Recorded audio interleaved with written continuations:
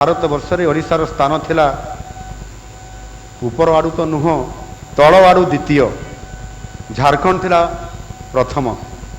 आम सरकार यही आय को केवल द्विगुण नुह बर बहुगुणित करने संकल्प नहीं किंतु आपण मैंने समस्ते जानते केवल चाषबास बा चाष कार्य आखि दृश्य आय वृद्धि हो पार नहीं। यार एक प्रमुख कारण होउछि आम राज्यर प्राय 92% चाषी होउछंती केवल क्षुद्र एवं नाम मात्र चाषी। तेणु आय वृद्धि करने आनुषंगिक कार्य जेपरिक पशुपालन कुकुड़ा पालन मत्स्य चाष को चाषी प्रोत्साहन देवार जो आवश्यकता आज मु मन करे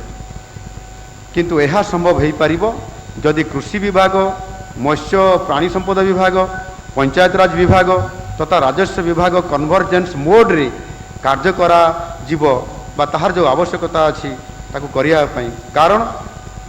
ब्राकिश वाटर आक्वाकल्चर योजना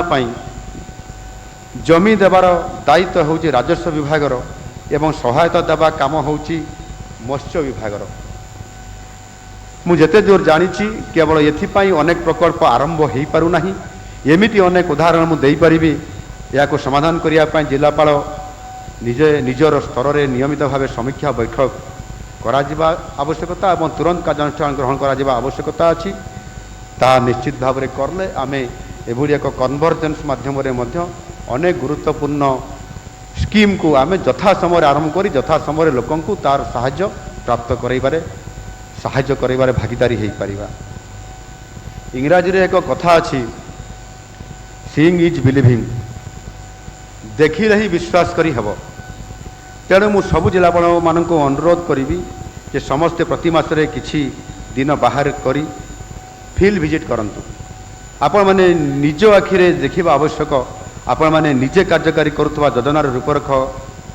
कौ स्थिति अच्छी किभली भाव में अच्छी और किभली तार समाधान हो पारिबो।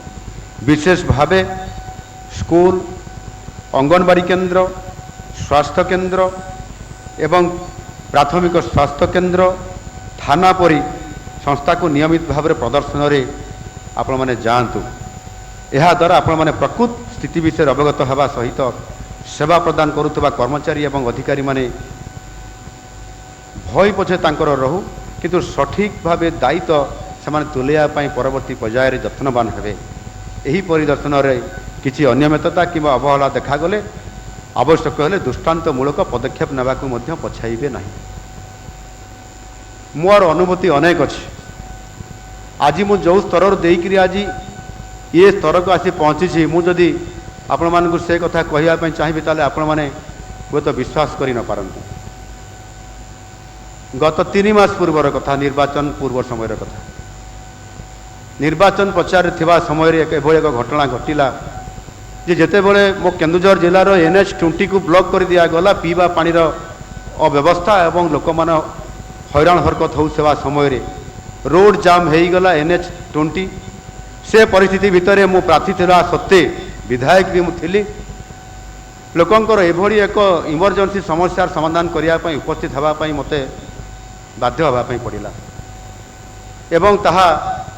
रोड ब्लॉक को बंद करने सहित जितेबले मु थाना को गली एवं सबू अधिकारी को मध्य मु डाकिली एवं से थाना जिते बसिक यार आलोचना कर समाधान करिवार कथा आसे सेतेबेले से थाना अधिकारी उत्क्षिप्त होई ताको गरम भाषण में मो उपरे जेभली भाव में डायलॉग मारिले एवं मते गेट आउट कहिले ये प्रकार परिस्थिति मध्य सामना को आसे कहा कथारे किए तांकु चाप देइतिले किए तांकु प्रेशर देइतिले जोथि पाई कि से जणे विरोधी दलर मुख्य सचेतक एवं प्रेजेंट विधायक तांकु थाना को जिबार अधिकार थिबा सत्ते तांकु थाना गेट आउट कहिबार भरिया परिस्थिति विभिन्न थाना मानकरे आज जो थाना को गत सरकार समय रे आम थाना बोली कुहा जाउथला आउ से आम थानार संज्ञा कौन आम थानार संज्ञा होउची जेकोसी साधारण व्यक्तिटे जदि से थाना को जाउची तार समस्या बा अभियोग को लेकरी ताकू सेठी जो गोटे हेल्प डेस्क अच्छी से कौन सी जड़े पुलिस अधिकारी किंबा कनेस्टेबल रोचुवा परिप्रेक्षी ताकू शासन माने डाकी आनिकी बसैबे ଏବଂ ତାଙ୍କୁ ପାଣି ଦେବେ ପିଇବା ପାଇଁ, ଚା ଟିକେ ଦେବେ ତାଙ୍କୁ ପିଇବା ପାଇଁ ଏବଂ ଆସିବାର ଅଭିପ୍ରାୟ ତାଙ୍କୁ ପଚାରିବେ। ଏବଂ ଲୋକଟି ଯଦି କହିବ ମୁଁ ଏଫଆଇଆର ଦେବା ପାଇଁ ଆସିଛି କିମ୍ବା ଏଇ ଅଭିଯୋଗ କରିବା ପାଇଁ ଆସିଛି, ତାହେଲେ ସମ୍ପୃକ୍ତ ଅଧିକାରୀ ବା ଆଇଓ କିମ୍ବା ଆଇଆଇସିଙ୍କ ପାଖକୁ ପହଞ୍ଚାଇବେ ଏବଂ ସେ ଏଫଆଇଆର ଦେବେ ଏବଂ ଆପଣଙ୍କର କାମ ହେବ ବୋଲି ତାଙ୍କୁ ପ୍ରତିଶ୍ରୁତି ଦେଇ ତାଙ୍କୁ ପୁଣି ବିଦା କରିବେ। ଇଏ ହେଉଛି ଆମ ଥାନାର ସଂଜ୍ଞା ବୋଲି ମୁଁ ଅନୁଭବ କରେ ମୋର ସ୍ୱଳ୍ପ ବିଦ୍ୟାରେ। ମୁଁ ବିଧାୟକ 3 ବର୍ଷର ମୋର ଅଭିଜ୍ଞତା ଭିତରେ ବି କହୁଛି।